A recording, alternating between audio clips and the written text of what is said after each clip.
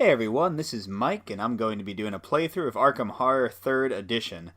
If you haven't been following the channel or the podcast much, you might not know, but Arkham Horror LCG is my favorite co-op at the moment, my number one.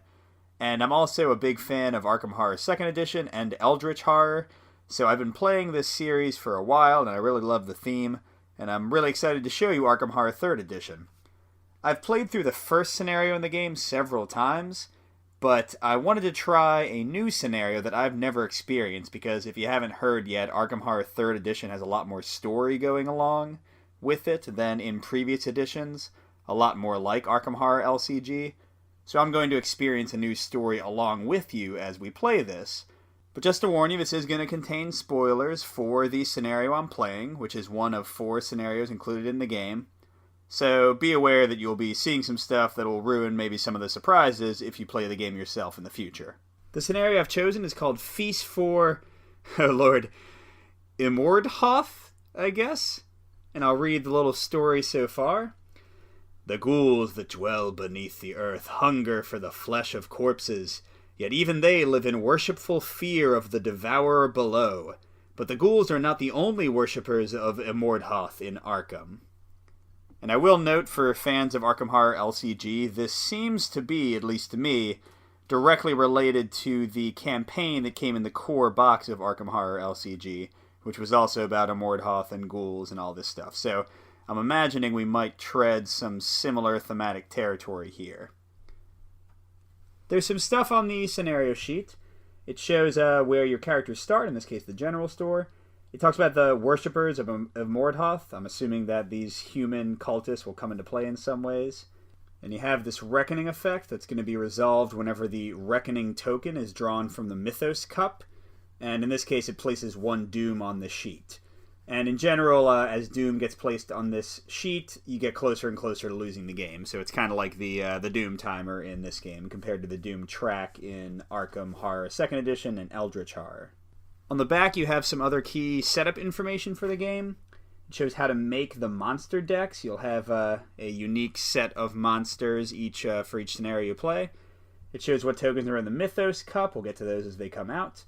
And it says which cards to have in the Codex, which we'll show you in a moment.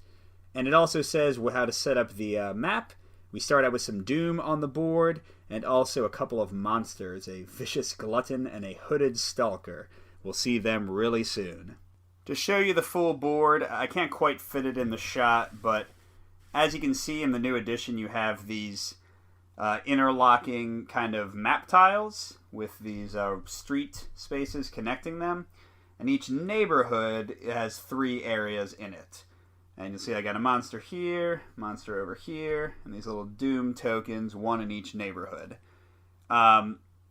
I like the use of the interlocking tokens. I know some people aren't really enjoying them as much, but I like the idea that as they add expansions, it won't make the board get bigger and bigger like what would happen in Arkham Horror and Eldritch Horror, but instead it's going to hopefully stay kind of consistently small and tight, keeping the game really intense the whole time. But let's get to the really fun part of the game, who I'm going to play. I wanted to pick someone that was fairly well balanced for solo play, just so you can kind of see the game in a somewhat normal fashion. So I picked Agnes Baker, who's a standard character. She was also a starter character in Arkham LCG. I like her a lot over there. She's got a special ability. You may suffer damage instead of horror while casting a spell. And as you'll see soon, every time you cast a spell in this game, instead of kind of rolling for success and sometimes taking horror, like in Eldritch, you just automatically take some horror damage. So in her case, though, she can split it between horror and health, which is pretty nice. And then her ability, Blood is Power. While casting a spell, if you suffer damage or spend remnants, you get +2 to your lore, so she can cast the spells more powerfully. And then she has a little quote, "Things ain't always what they seem." I guess that refers to herself. She's got a focus limit of 2. We'll see what that means pretty soon. 6 health, 6 sanity. And then the 5 statistics, same as in Eldritch. Lore, influence, observation, strength, and will. And you'll see she's really great at lore, pretty good at will, and then kind of average or weak in the other 3. Looking on the back, we'll see Agnes's little story. Agnes had been troubled by dreams and visions, robed figures, incantations, keening monsters clawing at the edge of sight. But a while back she fell and hit her head. Since then, the visions have come in her waking hours. She sees herself leading the chanting of the robed figures, hiding a silver key in the masonry of a well, conjuring spells as a sorceress in the mythic land of Hyperborea. Seeking an explanation, Agnes came to Arkham, home of storied witch trials and other strange events. She took a job at Velma's, and then one day she found an old well with loose masonry, and she found an old silver key hidden inside it, exactly where she knew it would be. Now, each character in the game is given sort of like role suggestions, which are similar to the classes in Arkham LCG. So Agnes is a nice balance for solo because she's both a mystic, which is how you control the doom that can make you lose the game, and she's also a guardian, which means she can fight monsters pretty well, so she can kind of take care of most of the threats that'll come her way. She gets some starting possessions. First of all, the Heirloom of Hyperborea, which is the thing that was referenced in her story. After you cast a spell, you may focus one skill of your choice. And I mentioned before that she had a focus limit of 2. The basic idea of focus is you can do it as a skill, and you get to put one of these tokens matching one of the abilities on your character, and it gives you a +1, one extra die to roll every time you do a test of that type. So in her case, she can focus for free whenever she does a spell, which will help her boost her skills, so pretty cool. Additionally, she starts with $3, which will both allow her to buy items and also move, as we'll see in a moment. And finally, she gets to choose one of 2 cards, and all the characters have this choice to make. So in her case, she either has Flesh Ward or Storm of Spirits. Both are spells, which will power her little Heirloom of Hyperborea ability. Flesh Ward, once per round, it allows her to basically cancel damage somebody's taking. Storm of Spirits lets her use her lore, her strongest skill, instead of her strength to fight monsters. Flesh Ward's better for a supporting role, but here I'm playing solo and she's going to be fighting by herself, so I want her to start with the Storm of Spirits. It's going to have some nice combos because, number 1, she'll get to activate her Heirloom whenever she attacks somebody and focus a skill for free. And number 2, her lore will make her fight a lot better, and her little blood magic ability will mean that if she takes damage when she uses the spell, she'll actually have 6 lore to attack with instead of 4. And here is the sanity cost of using the spell, 1 sanity. So every time she casts this, she's either going to have to take 1 sanity damage, 1 horror, or with her other ability, she can instead take 1 physical damage. So that's what she's going to start out with. Now, it wouldn't be an Arkham Horror game or an Eldritch Horror game without a lot of decks of cards to deal with. So as in previous games, we've got encounter cards for each neighborhood in the game. And just like in old versions, you have 3 different encounters on each card, depending on where you actually are. And additionally, we have these headline cards. These will come out with some of the tokens in the Mythos Cup, and they have generally negative effects. And you always have 13 of them from a larger deck of, I think, about 30. So you're going to have a different set of them every game. The final deck is the event deck. And this is cool because it is unique to the scenario you're playing. So it's kind of like the clue cards, the research cards in Eldritch Horror. And it shows and looks identical to the locations in the game. So what's going to happen is, as I seed clues on the board, I'm going to shuffle these cards in the top 3 cards of the matching deck, which means that whenever I have an encounter at a location that has a clue, I have a chance of actually getting the special clue card that will help me advance the game instead of the regular encounter for that location. And so how it works is we start with 3 clues in the game.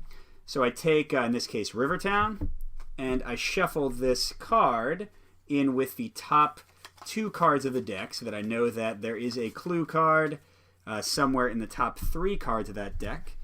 And I do that 3 times. So I've got another Rivertown and I got an Uptown. So do it again with Rivertown. So now I know there are at least 2 clue cards in the top 4 cards of the deck. And then or Uptown, do the same thing. And I guess if you all slow down my shuffling, you might know exactly where the cards are, but I don't know. And I'm going to also place, and I'll show this in a second, I'm going to place clue tokens equal to the cards that is put in. So there'll be 2 clues in Rivertown and 1 clue in Uptown. And then finally, a lot of times you'll draw Doom. This comes from the bottom of the deck, in this case, south side. And you'll see a little Doom symbol right there. and it'll tell you which location to place it on. So the Historical Society is going to get a Doom. And then this card gets discarded. And this is important because a lot of monsters and effects will say they target the unstable space. And the unstable space is whichever Doom space is on the top of the deck currently. So right now, anything targeting the unstable space will be targeting the Historical Society. So just to show you how this works in practice, I've got 3 clues. Remember, 2 of them are on Rivertown.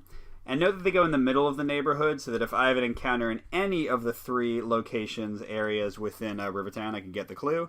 And Uptown had 1. And then I had 1 Doom in the Historical Society. It's kind of down here where you can't quite see, which does bring it up to 2 Doom. And we'll see in a second why that matters. Okay, finally we're going to look at what's called the Archive. And like I said, there's a lot more story and kind of narrative text in this game than in previous versions. So these cards always come out for this specific scenario. They're in a deck of about 40 cards identified by the numbers up here in the corner. And we'll kind of focus in on each one at a time.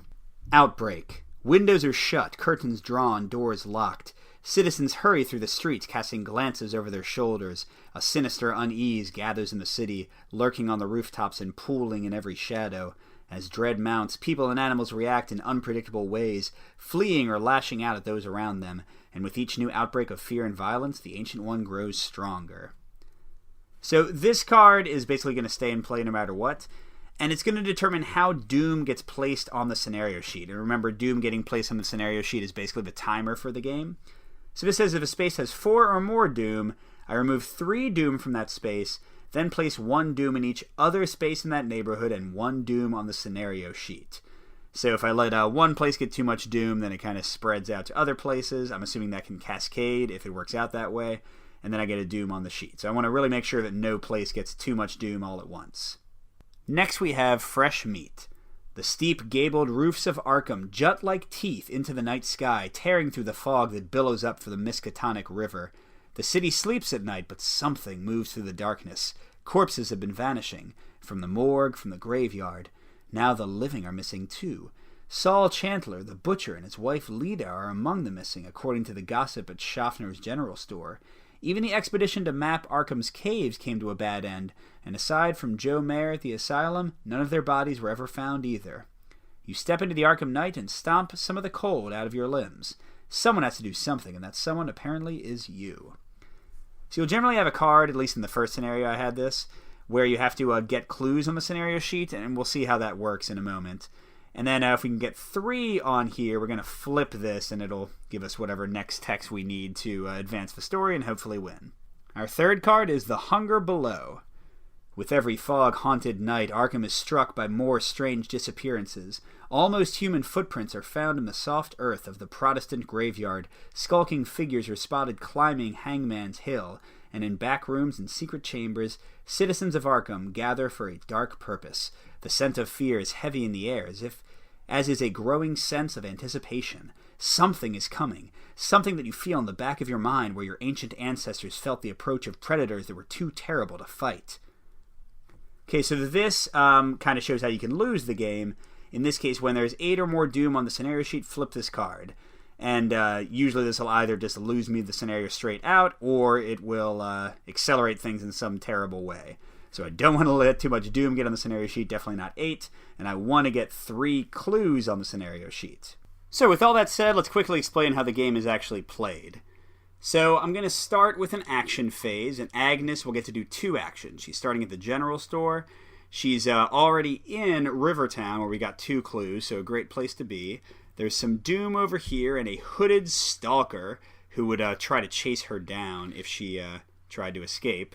And then down here where you can't quite see, we got a vicious glutton waiting a few spaces away at Hangman's Hill, with also a clue in his space. And we do have 2 Doom waiting down here in the Historical Society. I can do 2 actions on my turn, and the most common ones I'll do are moving. And to move, you can move up to 2 spaces, and you can go into the streets and into different neighborhoods. And you can move an additional up to 2 spaces, 1 space for each dollar you spend to basically hire a taxi. So I can move up to 4 spaces if you're willing to spend some money, but 2 without spending anything. You can also gather resources, gaining a money for 1 action. You can focus a skill, as I already mentioned, where put the token on my character sheet and gain +1 to the number of dice I'm rolling when I use that skill. You can ward. If I'm in a location with Doom, I can roll my lore, which remember is Agnes's best trait. And for each success I get, and for those who don't know Arkham Horror and Eldritch Horror, a 5 or a 6 on a 6-sided die is a success. Then for each success I get, I can get rid of these Doom to keep the game from forcing me to lose too quickly. I can attack somebody in my space. I can evade somebody who's trying to attack me. I can also research. So to get the clue tokens, I just need to be in the neighborhood, and one of my encounter cards will give me a chance to get it. But once I have it on my character sheet, I need to do a research action, which requires my observation skill, my eyeballs. And if I can get successes on that, I get to move these to the scenario sheet. So basically I have to encounter the clues first and get them from the card, and then additionally take an action to actually research the clues I've found and put them on the scenario sheet. And just a reminder, I need 3 of those clues to actually advance to the next stage of the story. And then finally there's a trade action, but clearly I'm not going to be doing much of that when I'm playing by myself. So with 2 actions, again, the Hooded Stalker is going to move towards me. We'll get to enemy movement a bit more later, but he can move up to 2, so he's going to chase me up to 2 spaces. And then the Vicious Glutton, he moves toward the space with the most Doom. So that's actually going to be down here toward the Historical Society, so I'm a little bit safe with Agnes at the moment. So I'd like to defeat the Hooded Stalker so he's not going to go after me. I'd like to be in the Graveyard, because they kind of give you clues to what will happen in these places.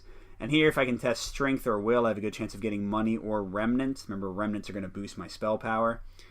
So additionally, I want to defeat that guy. I want to stay here to get the clues. I want to maybe get rid of that Doom next turn. So my first action, I'm going to move. I can move up to 2. I'm just going to move right into the Graveyard. And for my second action, I'm going to attack the Hooded Stalker. Now, a few things happen when you attack. You flip them from their kind of movement side to their fighting side. And this will look very familiar to those who have played Arkham or Eldritch before. And here you can see some of his traits. He's a human cultist. How much health he takes, and how many successes I have to do to defeat him. His modifier to my attack, which is -0. Modifier to my evade if I was trying to sneak by him. It says, "Hello, friend. What are you doing out here so late at night and all alone, too?" A little bit creepy. And this is his damage.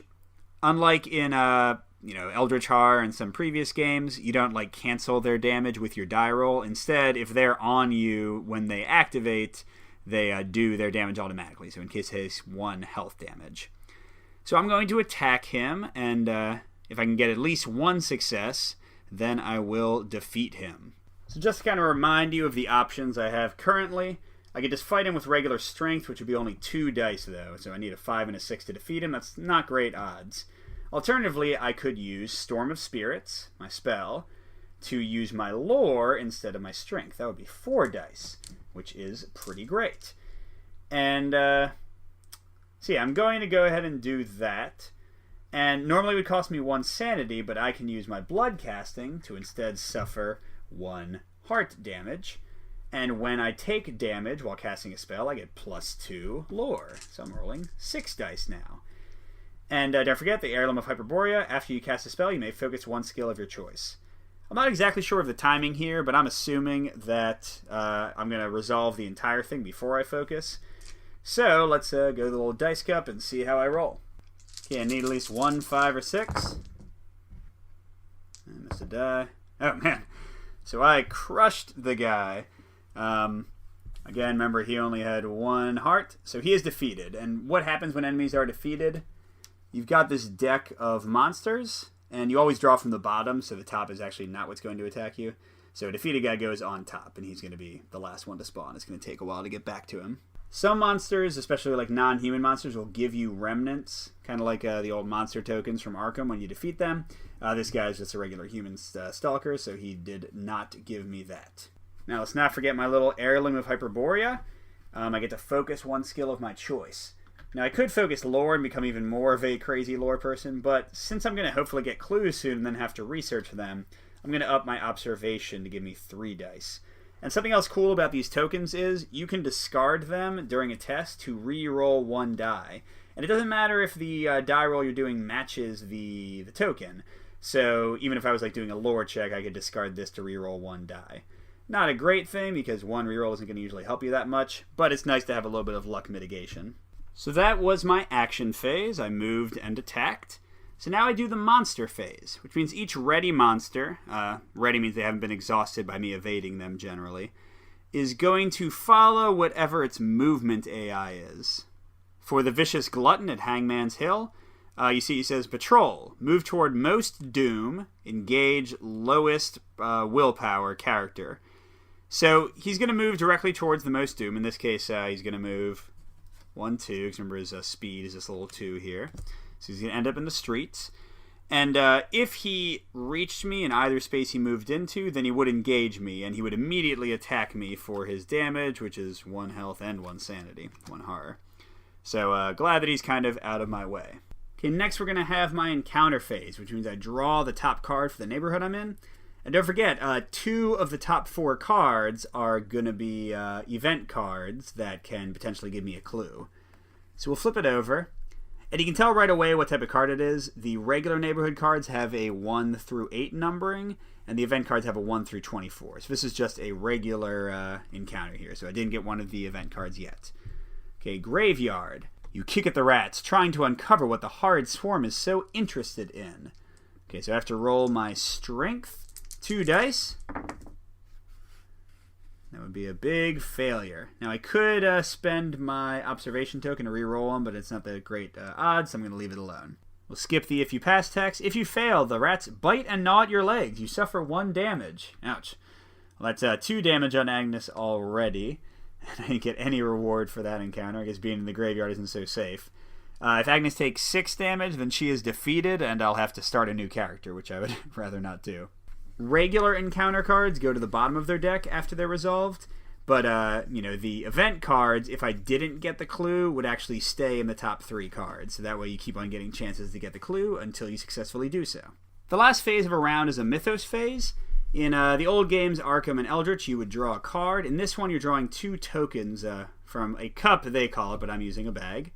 So the first one I get is a headline. This means I'm going to draw the top card of the headline deck. Remember, there are 13 cards out of a bigger deck in that pile. And if I run out of those 13 cards, I'll instead just start putting Doom on the scenario. So it's another little timer for the game. Okay, Night Terrors terrify nightly. Bad dreams, sleepwalking afflict county. Sleepers sometimes injure selves others. 2 deaths reported so far. By Minnie Klein, staff writer, Dunwich, Massachusetts. Okay, so I got to test my willpower, which is 3 for Agnes. And, oh man, alright, what happens? Oh god, you suffer 3 damage, prevent 1 damage for each success you roll. Well, this might be, I might be showing you a new character really soon, because Agnes just took 3 damage, which leaves her with, that's 5, she has 5 damage out of 6. That is not a great way to start. Okay, my second Mythos token is a monster spawn. So I'm going to take the monster deck and draw the bottommost person. Hey, it's our friend, the Hooded Stalker. He spawns in the space with the most doom. So here he comes in. We've got the Vicious Glutton trying to reach there as well. And then I'm a little far away, which is good, because if he hits me, then he will defeat me with how my life is currently. So that's the end of the first round. I am hideously hurt for so early in the game. And I have not gained a clue yet. So let's see if I can maybe heal on the next round. Alright, I rotated the camera a bit so you can see my 2 main options. I'd really like to heal, and I've got 2 main places I can do so. Velma's Diner up here says money for health, and St. Mary's Hospital down here says money for health. So either one is 3 spaces away. I'd have to use 1 of my money to pay for a taxi to get there. And they both have some positives and negatives.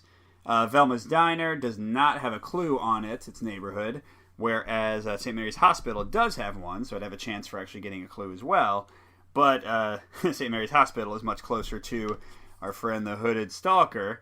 Now, he won't be able to reach me this turn. He'd be in the streets right outside of it, so I wouldn't be in danger immediately. But still, it's just worth noting I'd be kind of running into danger. So I am going to go ahead and use my first action to move. So when I get there, the only actions I'll really be able to do is either focus one of my skills, which might be worthwhile. I can get more money, which also might be worthwhile since I'm about to spend some of it. But I could also just ward before I leave and get rid of that doom. So I do think I'm going to do that because I don't want to kind of have to come back to it later. Agnes's lore is 4. I just need 1 success. Got it. And so for every success I had, I would get rid of a doom in my location. And note that if I ever get rid of 2 doom at once or more, I get a free remnant, which again can be used to help my spellcasting and also can be traded in a lot of locations for special bonuses.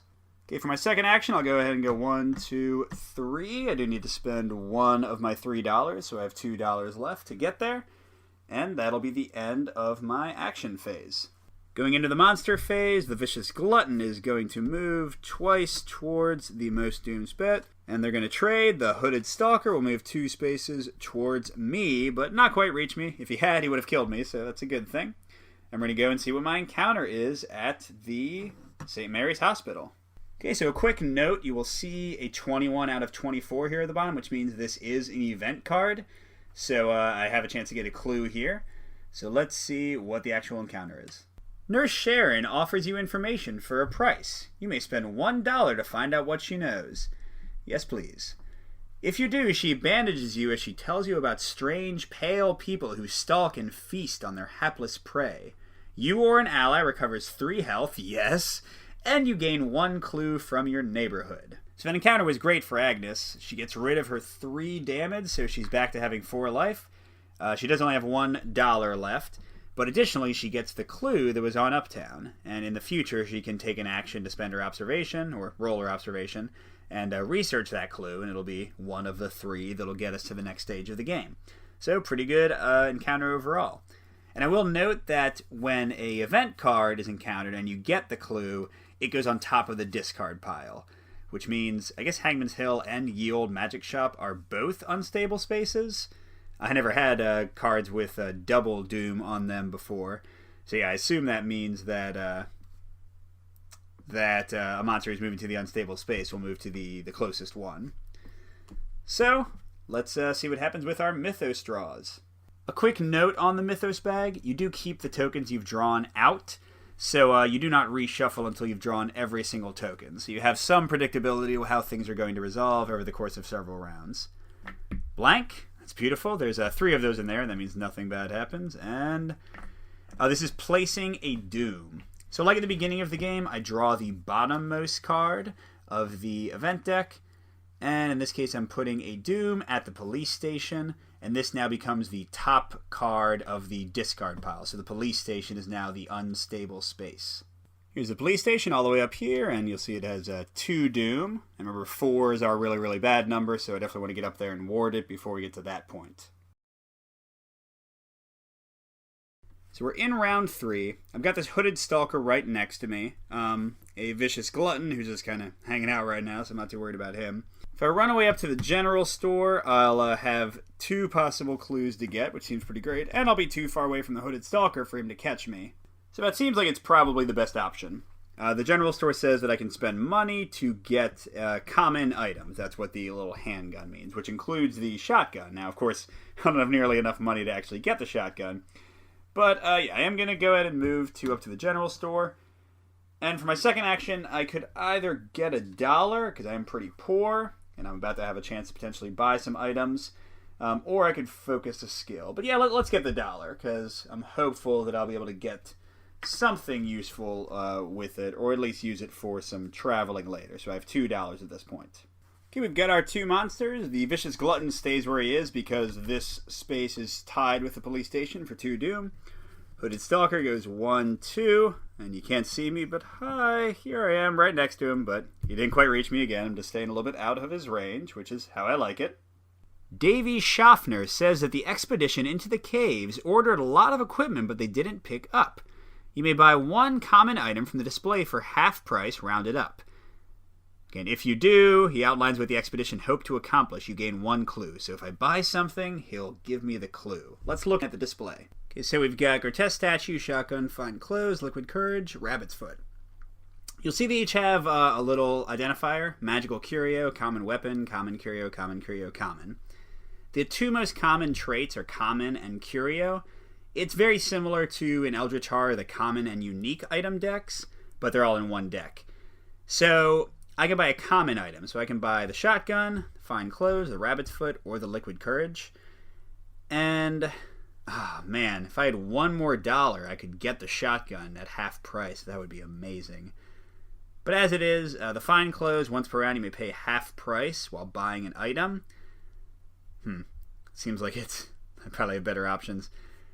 Rabbit's foot, liquid courage. It would still cost me 1 because it's rounded up, but it would give me 2 more sanity, so it kind of has like its own life, very similar to Arkham Horror LCG. Or rabbit's foot. Once per round, you may reroll 1 die. Well, that seems great. So I'm going to spend one of my $2 to buy the rabbit's foot, and additionally, I'm going to get one of the clues on Rivertown. So I now have 2 clues on my character. And I will note that there are always going to be 5 items in the display, so I will draw one more card to fill that back out. Mystic Tome. So, Curio Tome. You get +3 while casting a spell. Oh my gosh. So, curios are gotten to different items. It's well, you'll see it later, but it's a little key icon instead of a gun icon like the common items. So I might try to go to a location that gets me curios later and get some spell whooping going on. Okay, we're back to our Mythos phase. Last time wasn't so bad. Let's see what we get this time. Another monster spawn. This time it is an Abyssal Servant, a Night Gaunt. Okay, I spawn at the street nearest prey. Well, I'm the only prey that is around. And he's going to move toward and engage the investigator with the most clues. He also moves 2, so I'm going to have 2 people chasing me now, which is not great. Okay, we'll spawn him in a second, but let's see what the second effect is. Another headline. Let's read it. Wild animal attacks spike. Cats, dogs, livestock attacked. 2 missing persons blamed on animals. Wolves, bears, wildcats, likely culprits, police say. Okay, choose 1 non-epic monster in any space. You suffer damage equal to that monster's remaining health, then you defeat it. So, the Abyssal Servant has 4 health. Oh, that would kill me. And the Vicious Glutton has 2 health. But our friend Mr. Stalker only has 1. So I'm going to choose to defeat him automatically. Deal 1 damage to myself, so I am half dead again. I'm at 3 damage on me. But I defeat him for free, so that was actually not too bad. Just to show the resolution of that Mythos phase, the Abyssal Servant spawns into the street nearest me, whereas the Hooded Stalker is gone to the top of the monster deck. So, but this guy's really nasty, man. 4 life. That's a tough nut to crack.